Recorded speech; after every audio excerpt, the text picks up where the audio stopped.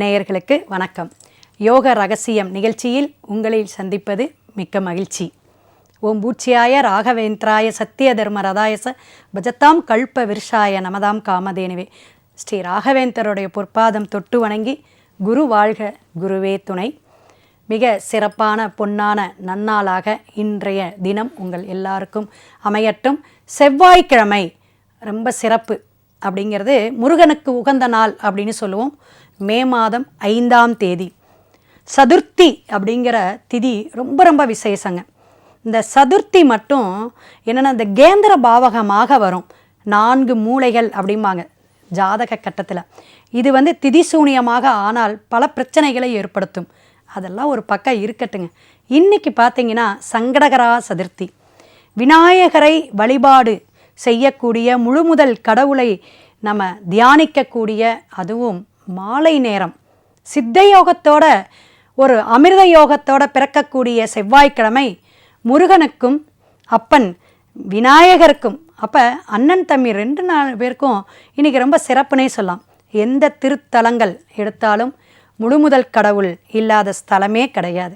அரச மரம், வேப்ப மரம், ஆலமரம் இது மாதிரி இருக்கக்கூடிய குரு தான் மரத்துடைய ஆதிக்கம்ங்க. அப்படி இருக்கக்கூடிய விநாயகருக்கு உங்களுடைய வேண்டுதல் பிரார்த்தனையை இன்னைக்கு மாலை பால், தேன், தயிர், பஞ்சாமிர்தம் எது வேணாலும், என்ன உங்களால் முடியுமோ, உங்களால் எது தேவையோ, எந்த வேண்டுதல் பிரார்த்தனைக்கு இதுன்னு இருக்குது, தனித்தனியாக இருக்குதுங்க.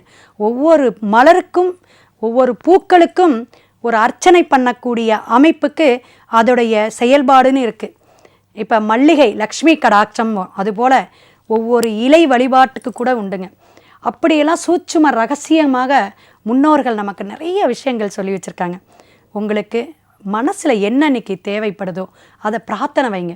குழந்தைங்க படிக்கணுமா, வேலைக்கு போகணுமா, பணம் அல்லது தொழில். இன்றைக்கி பார்த்திங்கன்னா இந்த வணிகர்கள் தினம்பாங்க.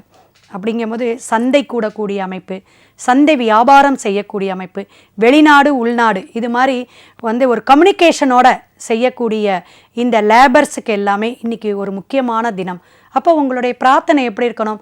தொழில் சார்ந்த பிரார்த்தனை, வருமானம் சார்ந்த பிரார்த்தனை வைங்க, ரொம்ப சிறப்பாக இருக்கும். அபிஷேகத்துக்கு வாங்கி கொடுங்க. முடிந்த வரையிலும் ஒரு பொட்டுக்கலை நாட்டு சக்கரை சொல்லுவாங்களேங்க, அவளு நாட்டு சக்கரை சொல்லுவாங்க. இதுலேயே அந்த ஏலக்காய் வச்சுக்கோங்க. இது நம்ம இருக்கக்கூடிய அந்த விநாயகருக்கு முன்னாடி இருக்குங்க மூசிக வாகனம்பாங்க.